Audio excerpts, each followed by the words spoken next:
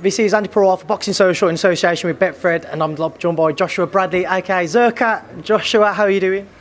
A big bit of anxiety and excitement this week. It's obviously fight week, and every time these fights come around, I don't know, I just feel like this wave of anxiety hits us lot as a group. We're like we said, like someone described it earlier, we're like the proud parents of your kid. You've entered your kid into competition, and as the parent, you are more nervous than the kid himself. And that's how we feel. We're nervous, we're excited, we don't know what's going to happen this week, but we're just excited and ready to wait.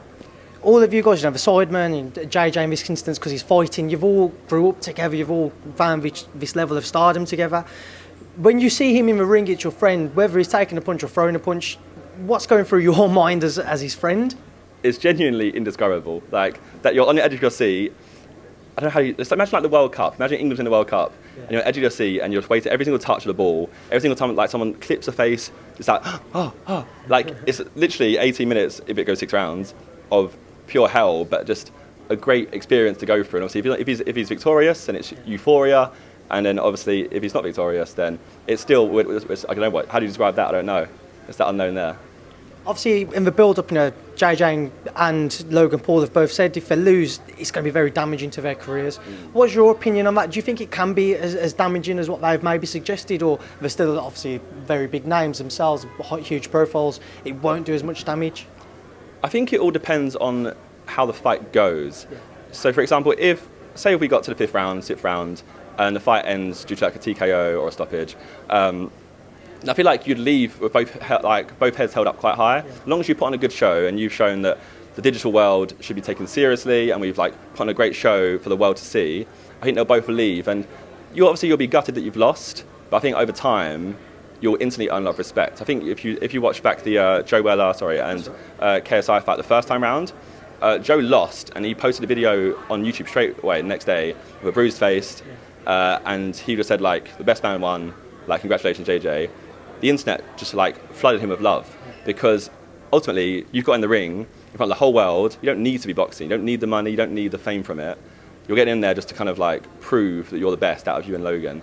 So ultimately, like I said, if it goes that way, it's more case, I think what the scared part everyone is about is if someone gets knocked out, and it's that meme culture of if someone's there and you just catch someone falling, will that be used for a long, long time? That's what everyone's worried about mostly, I think. But I think if you put on a good show and the fight is a good fight and you both look very good, I think both the boxing world and the YouTube world and the rest of the world will just be you know what, fair play. You both went in the ring and you've done a good job, put on a good show.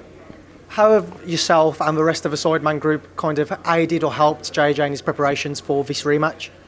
I think the main thing is, so we obviously post a lot of videos and content. We have our Sidemen Sundays every Sunday. So our whole thing there was basically showing the support to allow him to go to Vegas for a month and train and not be distracted by us or any other content he had to produce. So we made a whole kind of scheduled plan prior in advance for August and September to cover him. So we are now done videos until mid-November. So he hasn't got to worry about YouTube or videos until next week at this point, I guess, or 2 weeks' time.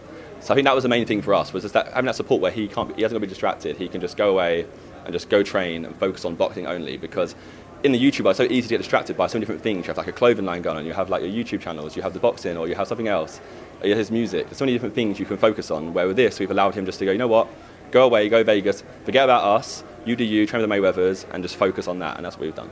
You say train at the Mayweathers. How crazy is it to say that? I know.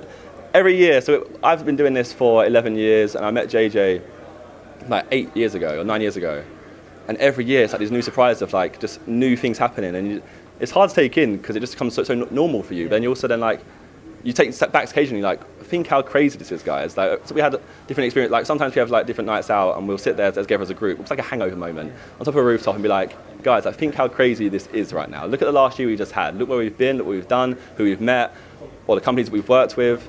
It doesn't stop changing. But that's the great thing about this world. It's we're trying to continuously push boundaries and innovate in our field. And that's allowing us to do incredible things, and we just get shown so much support from our fan base and the rest of the world anyway. It's just great. I mean, when you guys created the Sidemen group, what was the initial? We'll wrap this up soon. But what was the initial aim or ambition of you all? I think it was an initial aim. It was simply we kind of it's kind of accidental. It's right place, right time. We had seen some other groups on the internet doing kind of gaming content together. And we didn't try and make a group and brand it. It was just, we was a group of friends, and naturally we branded it, and the internet took to us, and the brand got stronger and stronger from there. So then it was no plan. It's been planned since then, obviously, and now it's just whatever comes to us, we try and take it on. And obviously in KSI himself, what have you seen with regards to his preparations? How seriously is he taking this fight? I mean, he's training like a world champion, like as far as I know anyway. Like he trains 2-3 times a day, every day. He's got a proper nutritionist, got a whole team around him. Everything that he needs in place, the world champion would have in place, he has that in place for him right now. And like I said, it's not a joke. It's a real boxing fight, professional boxing fight. And I know both Logan and JJ are people who always put their 100% into everything they do. And I know both of them will be training ridiculously hard. I mean, we all train, I've done similar training sessions to him, but he'll carry on going for like 2-3 hours after that. Now obviously, you guys and KSI, you have huge profiles. When the fight was initially announced, it had its critics from a boxing hardcore. I'm sure you know what I'm on about. Yeah. Do you understand those criticisms? No, of course, because especially like in boxing, I don't want to be the sports made a mockery of, and especially when you have like a world champion title fight underneath on the undercard of this. We tackled that challenge many times in different instances where the mainstream world don't take YouTube seriously, and I hope that's what I said. I hope that this fight is a professional fight and they both deliver. They both turn up and show that the skill set that they've learned. So I know that JJ has a very good boxing IQ at this point. He can box, and I know Logan will be the same. And I just hope that they deliver and show the boxing world, you know what, like we should be taken seriously. And we don't want to take a mockery of the sport. We want the sport to grow. Like we all love boxing as a group. Whenever boxing fights are on, we always watch them as a group. So we don't want to make a mockery of the sport. We want to make sure that the boxing world is taken seriously. And if we can get little kids come in and start boxing for themselves, he gets little kids off the streets in England. If they haven't got anything to do, they like JJ for himself, JJ and Vidal, his trainer, they started their own boxing camps after.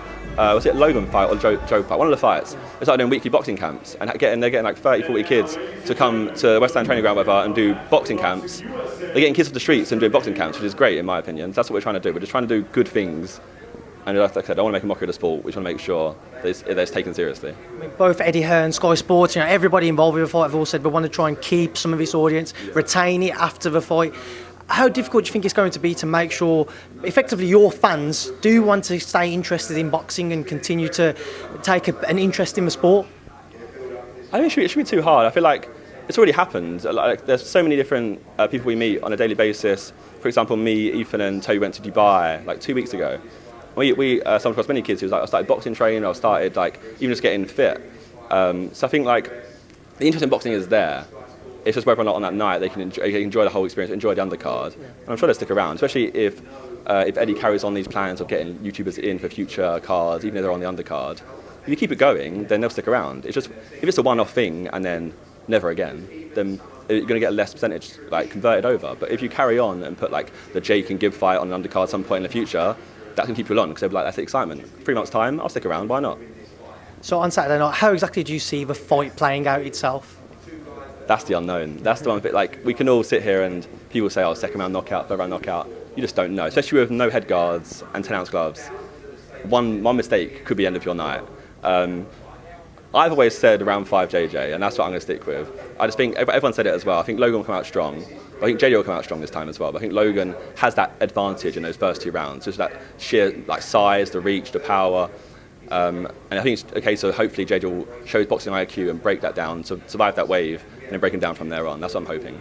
Another question I just wanted to ask you. Obviously, you guys have this huge media presence. You guys go walk outside and you'll be spotted straight away and instantly recognised. With regards to the media attention put onto this fight, yesterday I know JJ, he had a 4 days commitments worth of media. How has he kind of coped with that? Has it been draining on him, having effectively very similar questions thrown at him time and time again?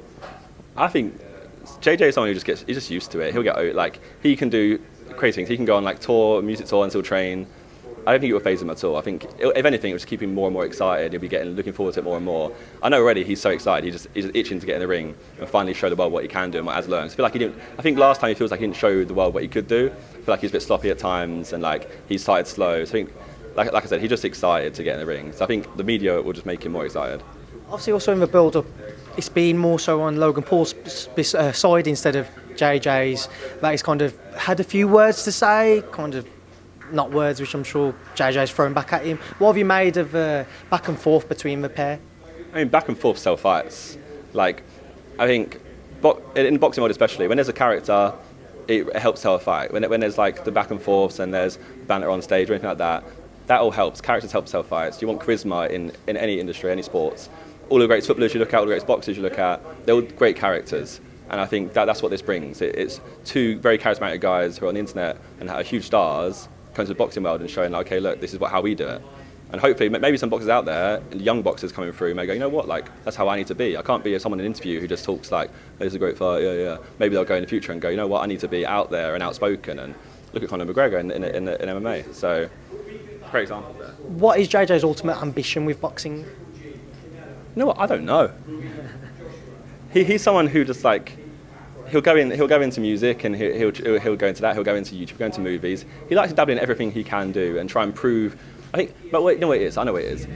He wants to prove to the world, anyone who says he can't do something, he can, and that's always what he goes for. So I think maybe this is a great motivation. Like the whole boxing world will say, yeah, like you're not a professional fighter, you can't do this. Maybe his motivation will be, I want to prove to you that I can. I think that's what it would be. Have you guys all been just surprised or taken aback at just how much interest has been generated from the fight? I'm not surprised at all. There's two global stars. Like Logan's massive, especially in America, and JJ's massive, especially in the UK. So it's like worlds colliding. Because they're very different audiences, and they're both huge. So when our audience collides with Logan's audience, that's automatically going to create a huge like powerhouse there. Then you add Eddie Hearn into that mix, who just like this is proven here. Like the activation of just like mainstream media everywhere. Because anywhere Eddie Hearn goes, it's like media follows him. So you add all those powerhouses together and you're guaranteed. It's like instant success. What have you made of kind of a boxing media week, shall we say? I know you guys haven't been around for the events up until today. Yeah. What have you made from what you've seen over social media? It's like, we've done it ourselves. So the previous ones we've run ourselves through our own events company. So it's just interesting to see like how proper events go. We didn't do no public workout. We didn't do the press conference here. I know, like I said, it's our first experience of an actual event here in a media week. But the fact that I'm just impressed by how much mainstream media attention has been getting. I've seen JD going around to like ESPN, TMZ, or even doing interviews with like you guys, other people, and just the support online for that. Like even on like the Sky Sports YouTube channel, they're posting interviews and just seeing the sheer numbers that they're attracting. It's very impressive. I just want to shout out Ethan there as well for his time the other day. Yeah. Appreciate that, and I appreciate your time as well, Josh. I know you're going to be a busy man today and you've got to shoot off, and the press conference has started, so before KSI and Logan come on, I will let you shoot off. Once again, thank you for your time, and thanks for speaking to myself and Boxing Social. Perfect, thank you.